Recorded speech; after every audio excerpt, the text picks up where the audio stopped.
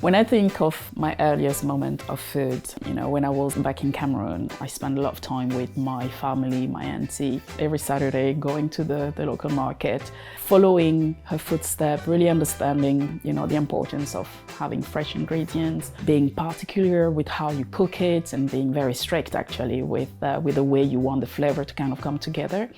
And I don't think at the time I realized that I was actually building a skill that would serve me well and get me where we are today, right? For the last few months, I've been working with Kew to develop dishes inspired by Cameroon for the Orchid Festival. Hearing and seeing Cameroon being spoken about and focus on was something that resonates a lot with my belief, and what I want to be part of. It was just a fantastic opportunity, nothing to be missed. I mean, who wouldn't get involved?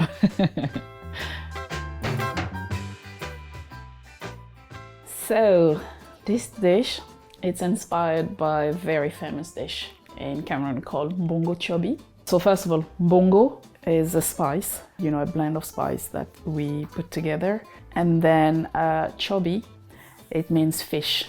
So it's a fish dish, but for the festival, there will be two versions of it. So we're gonna have the fish version and the vegan version as well. All right, so let me explain. This is a spice we call four side, quatre côtés. It almost smells like a marmite. And you can hear the seed. The seeds are literally here in the middle, and then this is the part that we eat in both sides. And then this is one that we call ginseng. It brings that nice flavor to the dish. This one, typically we would call that ding, but if you get yourself to look for it, it's called fake nutmeg. It goes very well with fish.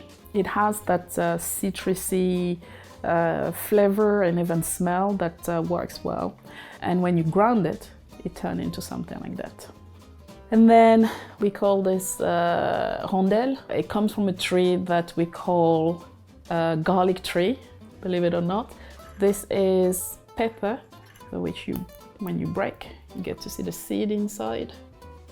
So the combination of these ingredients, burned and then grounded, give us literally this. And that will be the spice that's gonna give us the dark sauce. So for Kew, we're gonna have a pan-fried sea bass. And then being in February, we have some greens. So we're gonna blanch this and quickly just kind of fry this in a little bit of oil. We're gonna boil some yellow yam, slice it, and then fry it to give a nice color. And then the fish gonna come on top, and then the sauce will just kind of finish the garnish. So that's how the dish gonna look like. As for the vegan version, we would be using, instead of using the fish, we're gonna use the plantain, which we're gonna cut in pieces, deep fried, so that everyone can have a version of their own, depending on whether you're vegan or you can tolerate having some fish.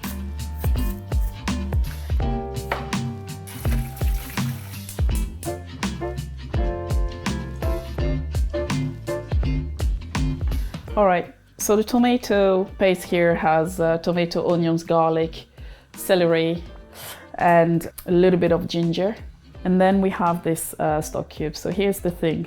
This one, it's one of the rare stock cubes that I use. It's not only it's vegan, there is no glutamate in that. So that's the only one I actually use at home. Once blended, once mixed, it's very simple and very easy, to work with. So if we move this way, I will show you how it's all done. We're gonna start with some sunflower oil. And then when the pot is hot enough, we're gonna be frying this for a little while before adding the spices. Gonna leave it to cook for a little while.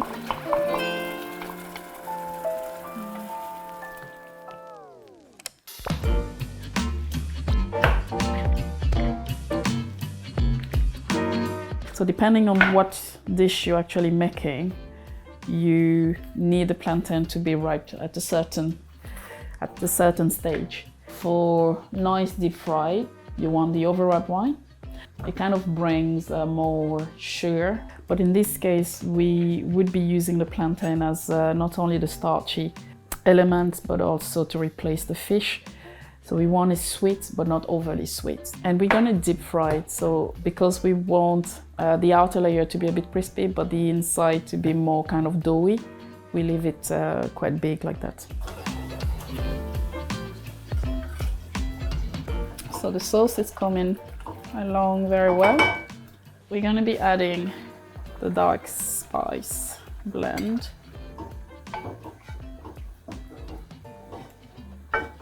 And the stock cube. And adjust. And we're gonna let it steam for quite some time. We use ginger a lot in a lot of our dishes, which I like. I'm actually growing as well in my allotment. But we also use ginger leaf. So this is frozen ginger leaf. It's quite fragrant. It has a different fragrance than the actual ginger.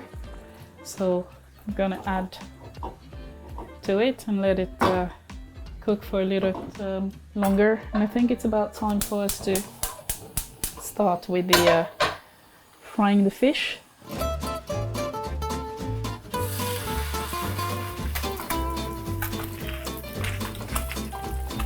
Yellow yam are pretty much done. Now we're just gonna be slicing it in thinner slice, and then we're gonna fry it before serving.